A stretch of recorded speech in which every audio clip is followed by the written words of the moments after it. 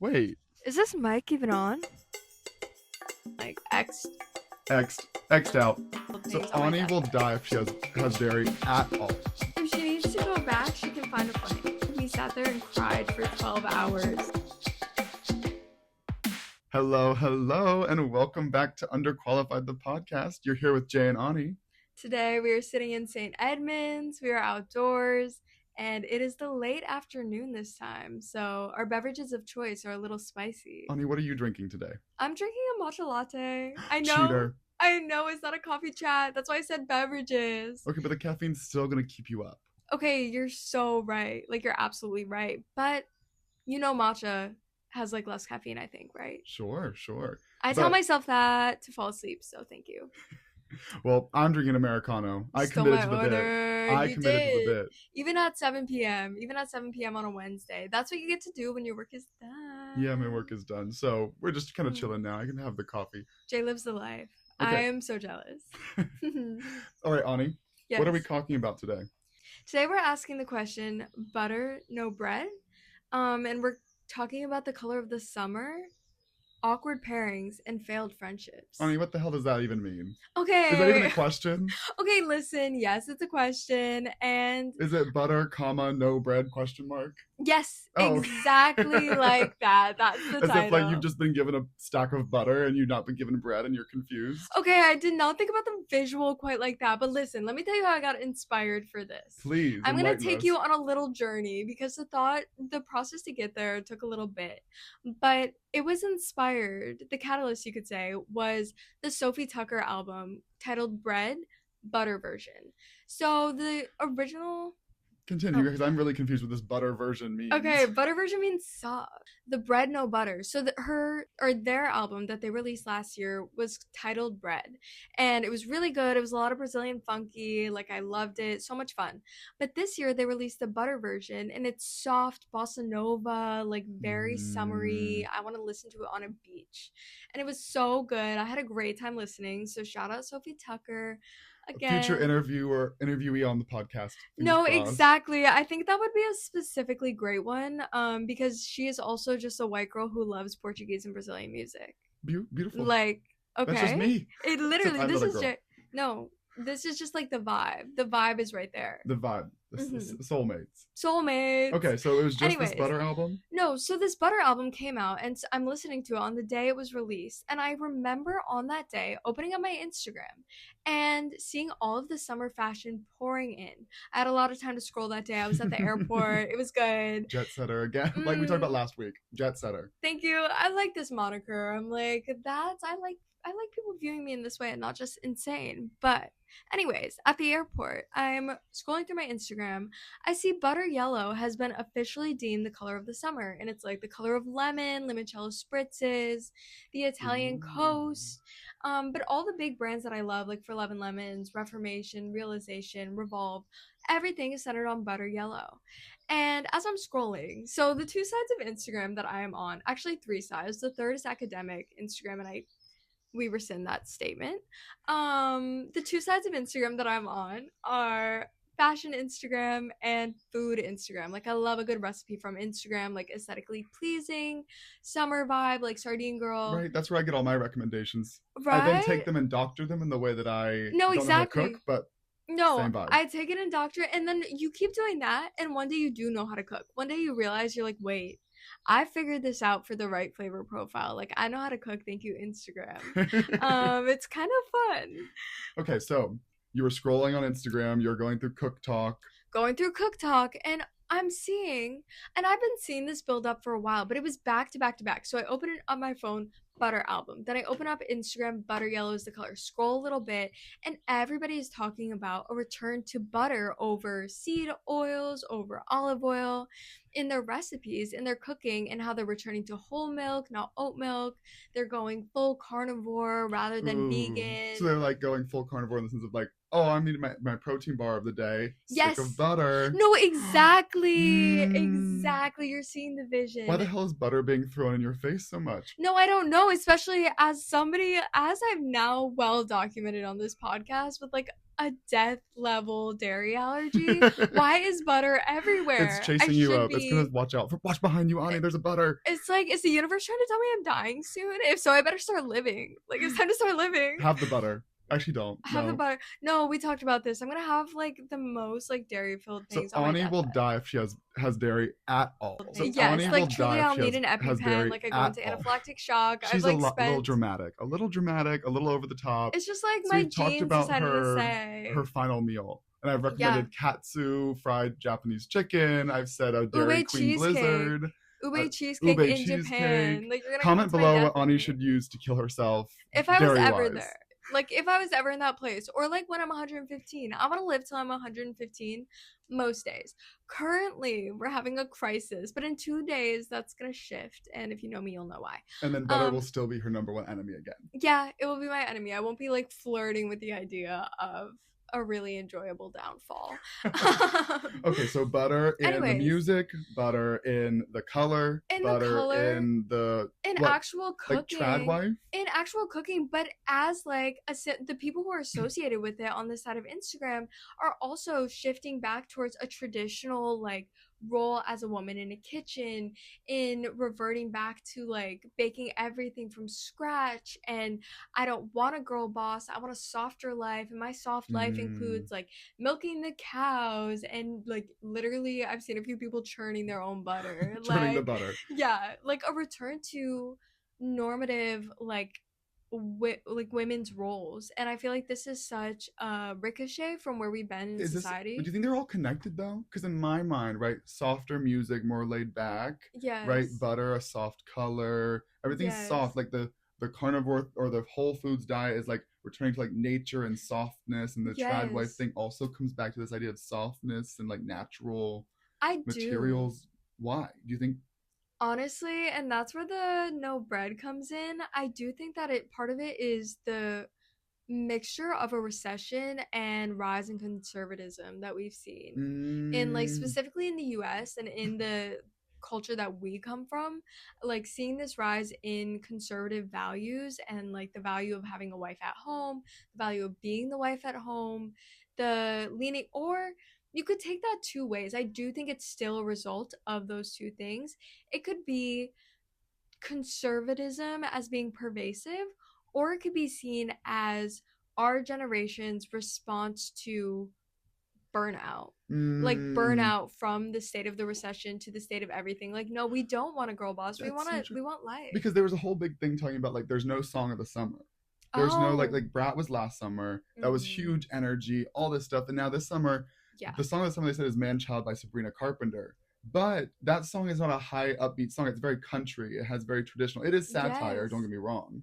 Okay. But it's still feeding into that trad wife persona again. Exactly. Or like this feminine energy, but almost like this domesticated feminine energy. Oh, that's a perfect way to with put what it. You're talking about with like the real foods and like Nora Smith and that rise. It's so interesting. I didn't think about that. Like the yellow.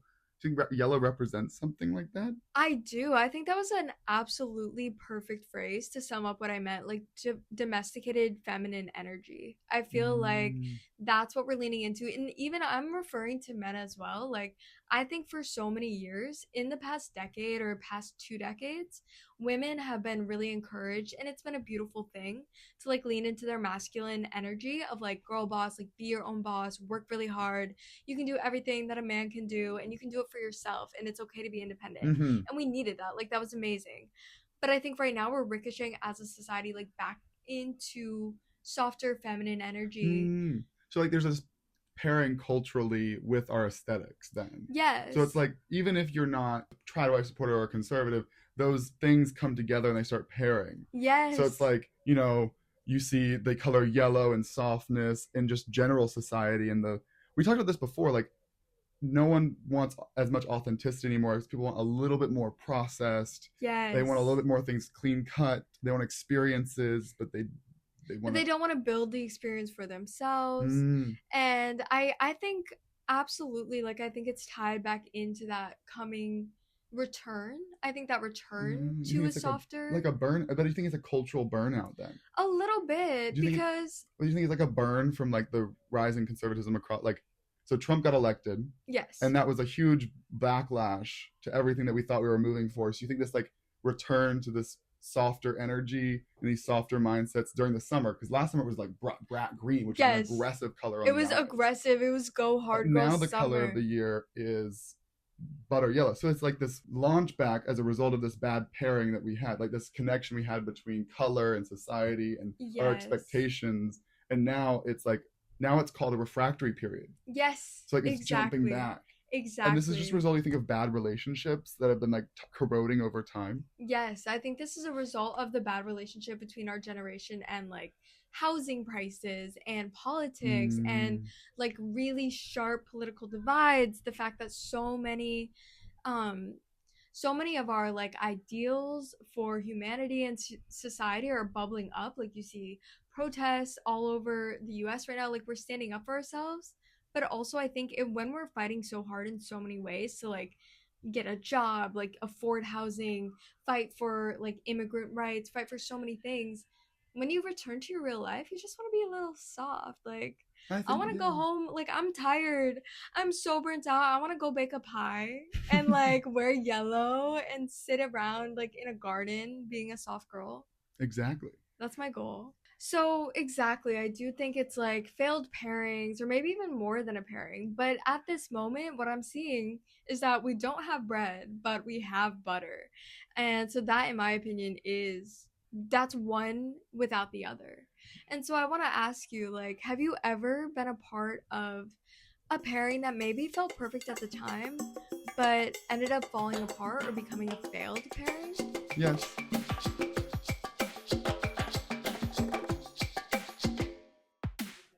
Okay, Jay. Now I'm dying to hear about this failed pairing. Is it a relationship and a platonic one, a romantic one? So this one is going to be platonic. I knew her since I was 3. Oh. And now I don't speak anymore.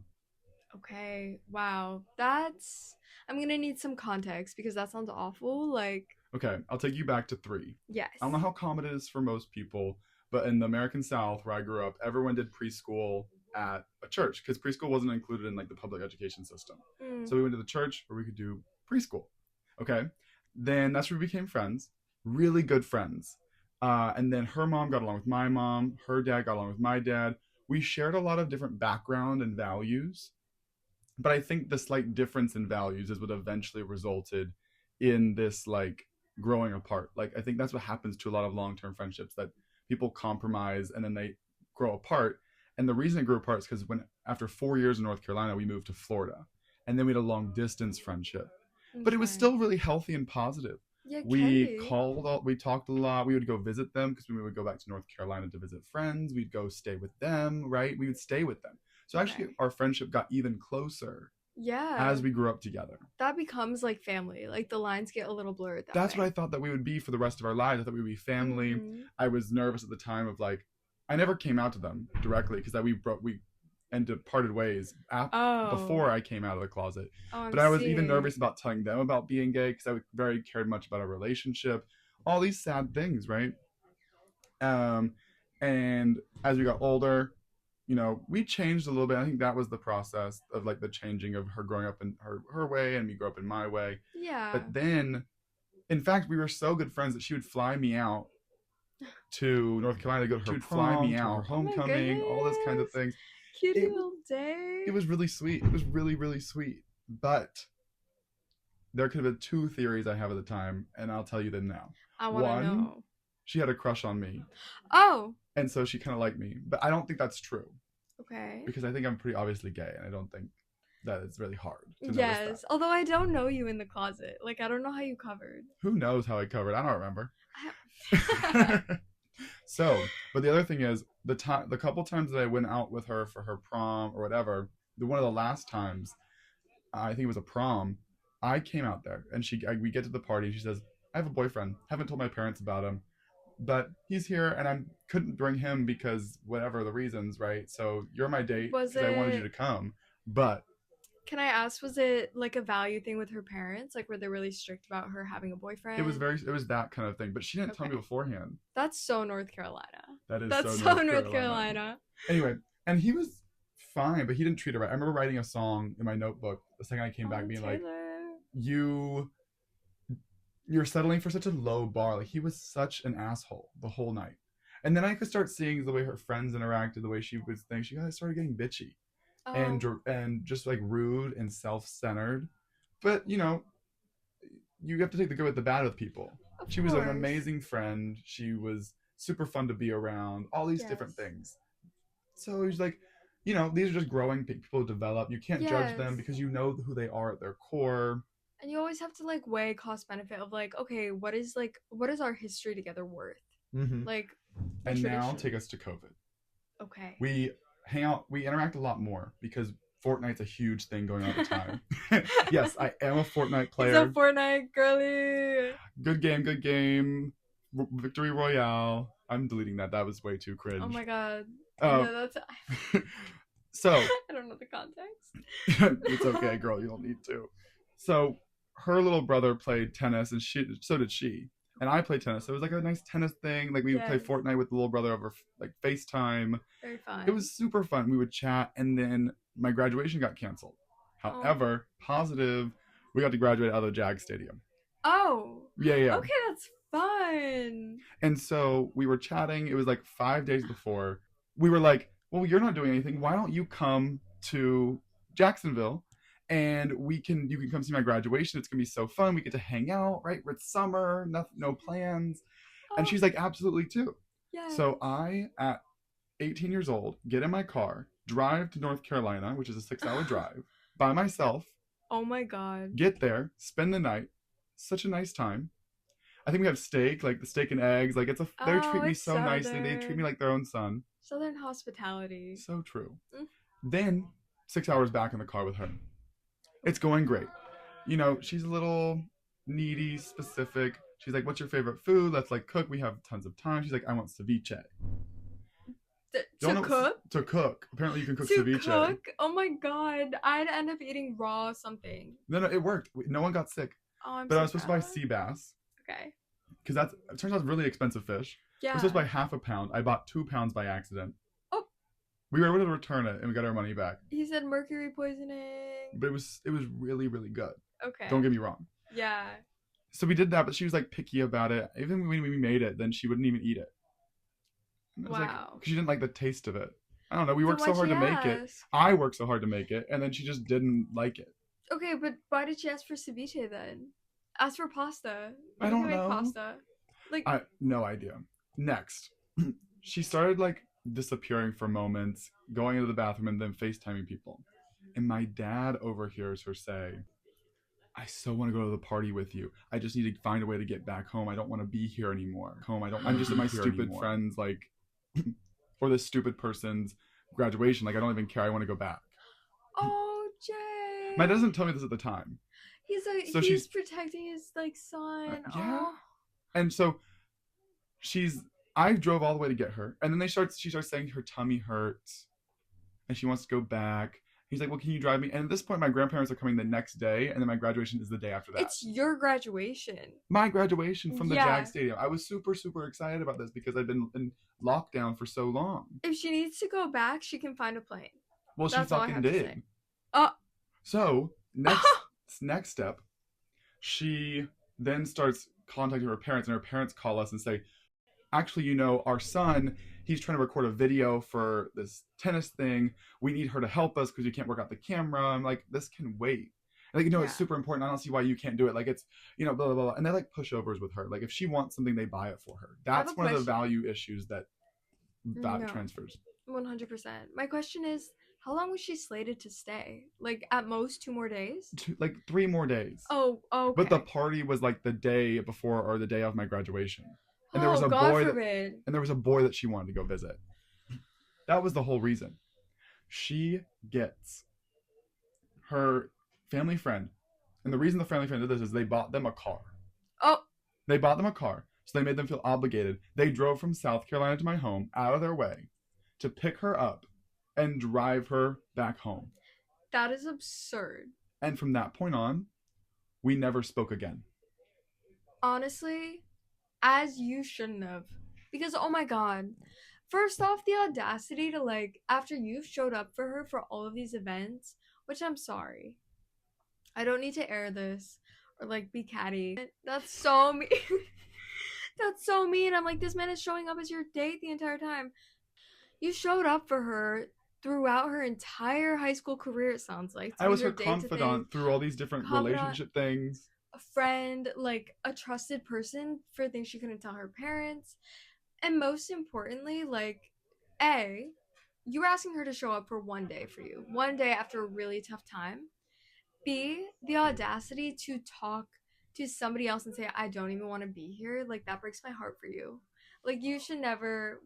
When did you find out that that's what she said? Like, when did your dad tell it to you? Well, my dad, we're in my parents' bedroom because we were chatting about it, and she was in the other end of the house, like moping, effectively moping during this time. And maybe she heard me say this, but I said, I would rather her just fucking leave if she doesn't want to be here. Good. I'm glad. And my dad was like, that's so true, because I heard her over say, I didn't want to say this before, because there were other things that were happening. Obviously, I was pissed at this. She didn't want to be here. He said, I heard her on FaceTime doing all these things, and I was like, the fuck? No, that's incredibly rude. And I'm sorry, I don't understand who's really turning away a free ride to road trip to Florida, watch their friend graduate in the Jag Stadium in summer.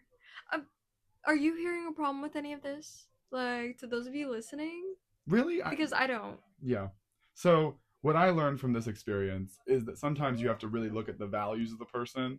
And, yes. But the thing that I came out of it was, you can be such great friends with people, you can get along, but then as you drift apart, like, times change, states of life change. Yep. And where she's gone on to be now is someone that I don't recognize from the friend that I had originally. That's really She is super materialistic in ways that I didn't realize when I was blinded by, like, my rose-colored glasses of her friendship. Mm-hmm. You know, we like genuinely loved each other, and it caused me to not realize things that she was doing or ways that she was acting. I was like, oh, that's kind of when you don't wrong. Want to, you don't see red flags. Never. Like, you want to see. You see what you want to see, especially I feel like if you value your friends a lot, like, you're always looking to give them the benefit of the doubt. You're not looking for problems within them. True. Yeah. So that's my story of a horrible pairing. Well, yeah, a perfect pairing gone wrong for sure.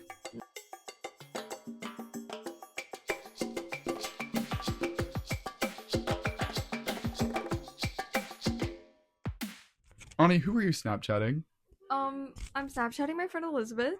She is literally a married woman now. She has a child. Wait, how long is the number? The number is 2,267. That's like 7 fucking years. 7 fucking years. She has. How do you know that off the top of your head? You haven't even looked at it for like a minute now. That's crazy. She's like I have a math brain. I'm locked in. So I've now trauma dumped on you, Ani. I feel like you have a failed pairing you'd like to get off your chest. Oh, Jay. Yes, you're absolutely right. Oh, yeah? I don't know how much I want to get it off my chest per se, as I need, like, okay, take us back to the context, though. Let's do the same thing you did for me. Okay. Where did this friendship start? How long has it been going on? Okay, well, it's a friendship that has very recently come to an end, as recently as 2 weeks ago. And it began freshman year of college. So it kind of also ties back into the COVID timeline. So freshman year of college, my first semester at NYU, there was almost nobody on campus. Like, had a small little friend group. That's a trauma story for another time, but small little friend group, like, it was good, but I had no roommates. I was put into this room for 4 people, told I was gonna have roommates. I show up and they're like, your roommates have all decided to go remote. Oh my god. Yeah, it was traumatic, like, in the city, and, like, you go to college expecting your roommate. And you're an upstate girl. I'm an upstate girl. I'm just a little country girl. Like, okay, although I had some worldly experience behind me, I'm an upstate girl. Okay, and I just spent the last few months. I'm with my no roommates. Your no roommates? They didn't replace them? No, they didn't replace them. I lived alone for the entire first semester. Then, second semester starts, they give me a roommate. I'm like, wait, it's finally time for my best friend. Meet her. First week, I'm like, okay, she might not be my best friend, but I have a roommate and we get along. Cool. After 2 weeks, best friend. Like, truly, when you hear about, like, roommates that are, you hear about horror story roommates, and then you hear about those roommates that are inseparable, and you hear about, like, the roommates that go on to be your, like, maid of honor at a wedding. that is what I thought she was going to be. Was there like a moment that you realized that, oh, we're really good friends in those first 2 weeks? Honestly, not in those first 2 weeks, but in retrospect, I remember the moment that we kind of shifted into really good friends. Aww. And we had this tradition. It was actually really cute. It was just called Fun Saturdays.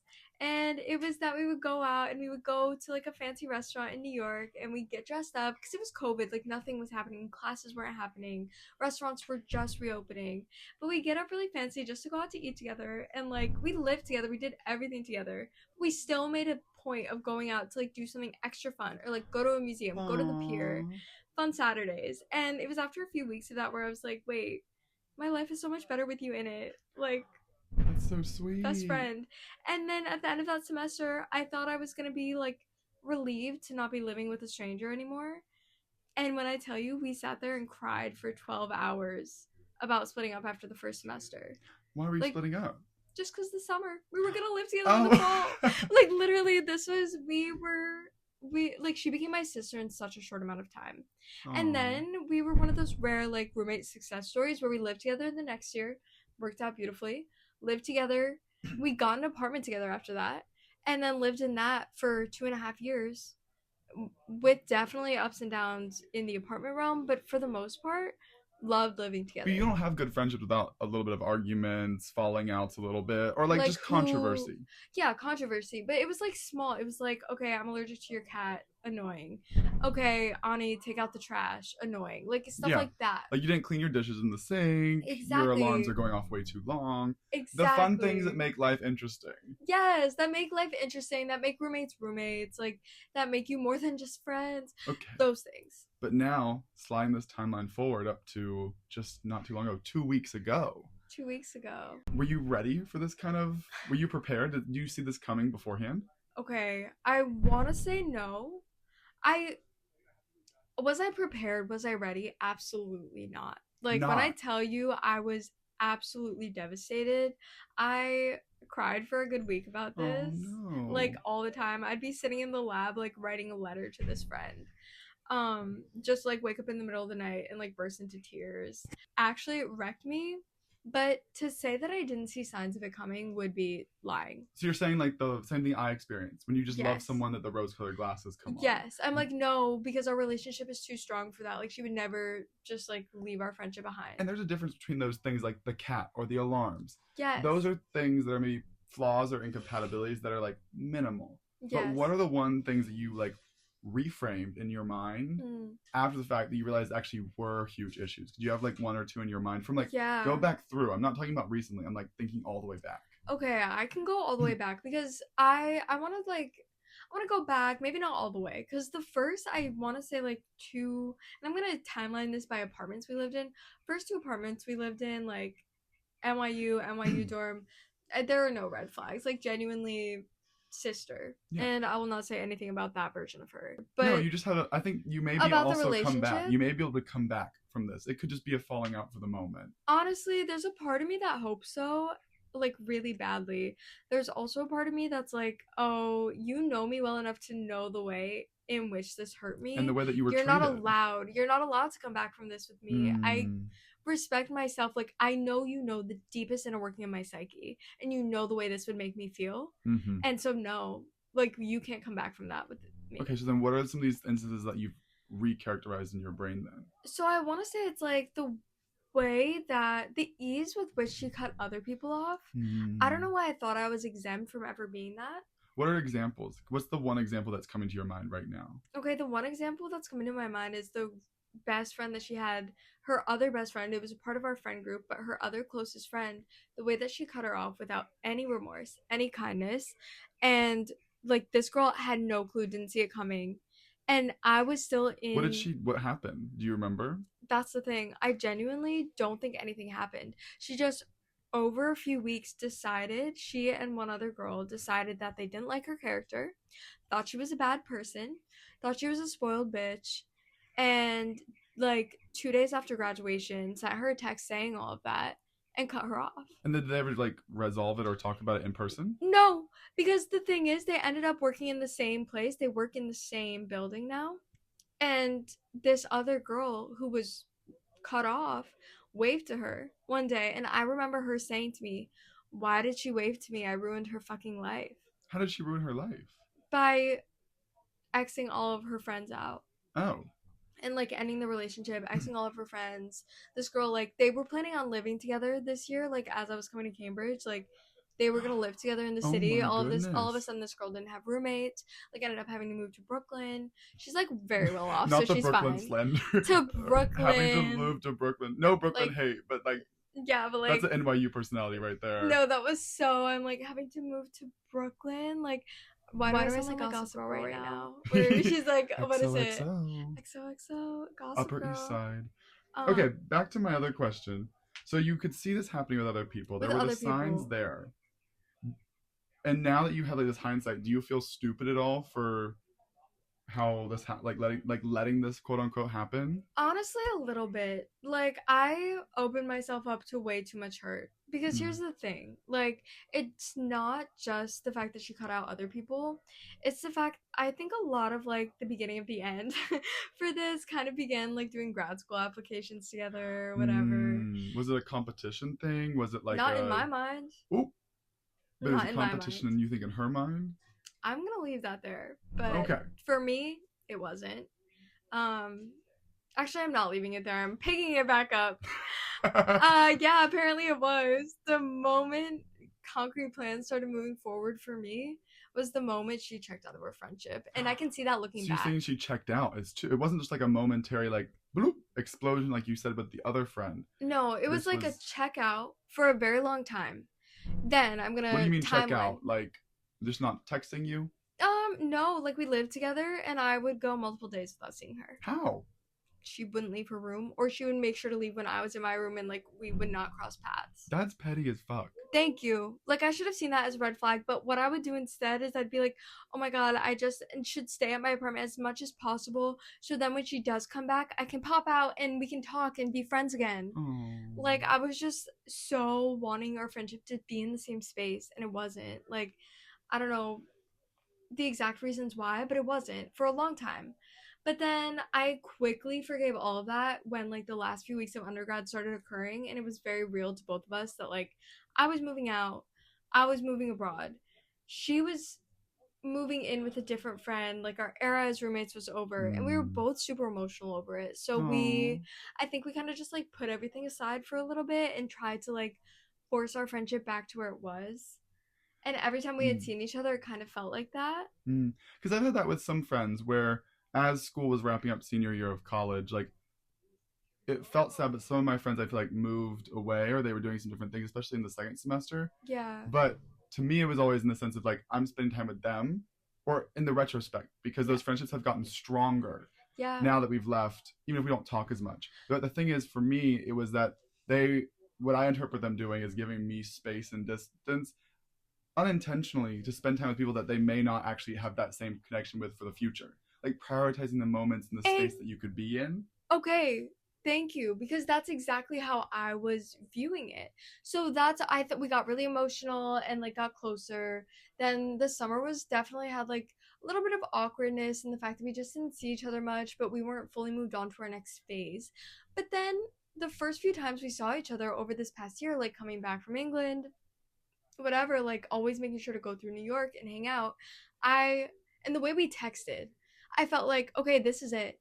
The best thing we ever did for our friendship was this long distance. Was the long distance. We're now back at. Because distance makes the heart grow fonder. Exactly, it makes the heart grow fonder. We needed maybe a little bit of distance to realize how much each other means. Because you were on top of each other for like a long time, living for like 4 years, and so this distance was perfect. I thought we were just giving each other a little bit of space, but I would always text her like show recommendations, read this book, I miss you, I saw a cat, I'm thinking of you, like just because I'm like, okay, like we can be friends from afar. It doesn't have to be deep. Like we'll go through phases where we're like closer and not, but knowing that like the love is still there, thank God. And that's why this hurts so bad.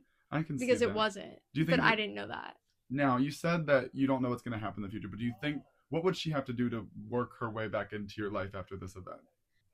She would have to acknowledge how this must have made me feel. Like she would have to not only apologize, but apologize in a way of like, Ani, I'm so sorry. I know you well enough to know how you would react to this. Because that's what hurts the most. I'm like, besides my family, genuinely, I don't know if, like, and honestly, this has changed since coming to Cambridge, but before then, like, I have not let another person that close into my psyche. Like, there's nobody else who knows all of those things about me except for, like, my mother. And, like, honestly, maybe, like, a few people here. Am I one of those people? Yeah, you are. Yay! You are. I was gonna say you, not to be too cheesy, but I mean, we have a podcast together. I feel at this point literally, we're soulmate bonded. No, we're soulmate. I'm not at her level yet because it's gonna take time. But don't worry, I'm a low maintenance friend. I think that's a really sweet sentiment, friend. I think that it shows that you still love her and that you're willing for her to come back into your life. I, though, on the other hand, with my story, that girl is not coming back into my life. No, that girl is done. As She's your dead friend now who feels like protective, I'm like, X'd out. Like, X'd. All right. Done. X'd out.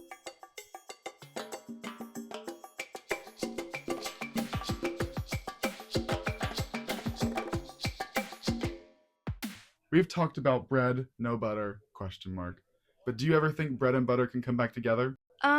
I think they can. Doesn't mean that I think that they should. Okay, we're talking about bread and butter. Bread and butter is delicious. Everybody loves bread and butter. But you know what I like even more than bread and butter? Bread and olive oil. Ooh. She just thinks they're going to go their separate ways, live their separate lives. I think try it's new time. things. Try new things. Maybe it's time for bread to elevate a little bit. It misses its butter for sure, but I think it needs olive oil now. Deep-seated coding. Uh-huh. What do you think? Do you think that they can come back together? That they should come back together? I'm on the train with you, girl. Bread and butter don't come together again. Okay, you heard it here. We're olive oil people. We're olive oil. We're olive oil on my bread. Y'all know what segment we're in now. Over underrated. Lightning round. We ask questions, unsolicited opinions. Ready, Ani? Let's go. First. Jay, over underrated butter noodles. Underrated. I love some butter on my noodles. Purr. Ani, over underrated. Color of the summer, butter yellow.